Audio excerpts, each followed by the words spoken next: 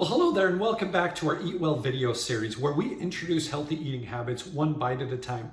I'm Dr. Atkin and today we're going to talk about whole grains. Now, you've seen my list of the healthiest foods: fruits, vegetables, whole grains, legumes, beans, nuts, and seeds. Now, a lot of people wonder, well, why is he talking about whole grains? I thought grains were bad for you. What's this gluten-free thing that I'm supposed to be doing, right? And gluten is certainly, an important, or is a part of wheat, and there's definitely some negative side effects of gluten. But a lot of the problem with grains is that over the last 100 years, there's been a lot of genetically modified processes going on, and certainly it has affected the quality of the grains out there. But as people go gluten-free, a lot of those benefits, I think, come from getting rid of all the processed foods from their life. There's so much gluten in different cookies and crackers and all different kinds of things, eating lots of breads. Those things, they're just not healthy for us. They're not going to fall within that category. And so when I say whole grains, I'm not talking about going to the store and buying whole wheat bread or something like that. I mean, look at the ingredient list. There's not a whole lot of much more value in whole wheat bread versus white bread. But we'll talk a little bit about that in another video. We're actually going to look at ingredient lists and things like that. But what I want to show you is some of the true values of grains. And so take a look at the slide here. So you can see that there's three different layers to a grain.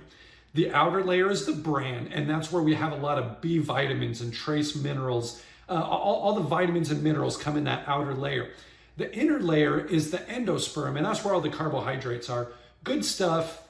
They provide energy. By themselves, they can be a little bit more damaging, but once again, as a collective whole with all three of these things, it becomes a really good combination. And of course, right in the center, there's the germ, and that's where you all have the healthy fats, the vitamin E, particularly the B vitamins. And so when you look at the grain as a whole with bran, endosperm, and germ, it has all three of those components, which really sustain life in a very important way. Now, what we do, unfortunately, is that we have in our processing plants, the way that we make white flour is we just take the endosperm, and it's really just a bunch of empty carbohydrates that by themselves, don't get digested very well. You lose all the nutritional value of the vitamins and minerals and the healthy fats and all the rest of it.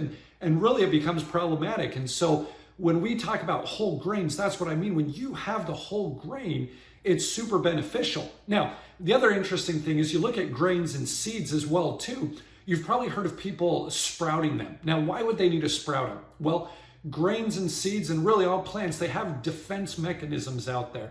So how do these grains prevent themselves from just getting eaten up and wasted by different animals and spread around, things like that? Well, they have a really hard protective outer coating.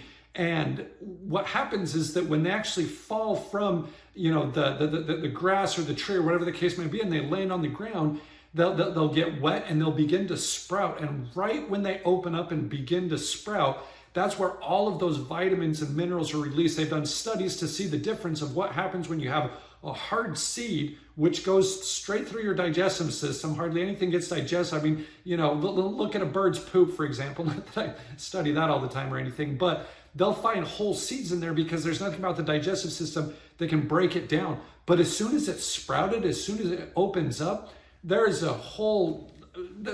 just lots and lots of vitamins and minerals that are synthesized in a new way. And that's why sprouting can be so important.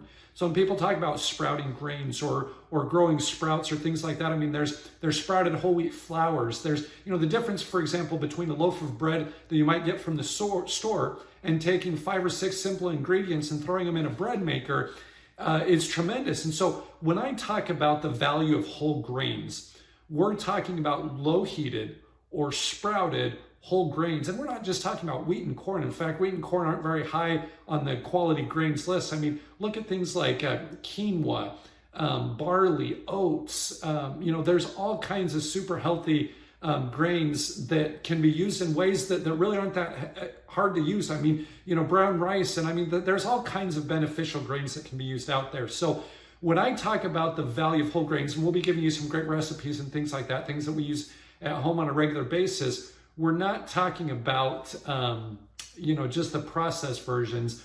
We're talking about good, healthy, low-heated, and sprouted grains. So Hope that helps. Hopes it clears it up. I'm going to be sending you some wonderful resources on this, and I look forward to talking to you next time.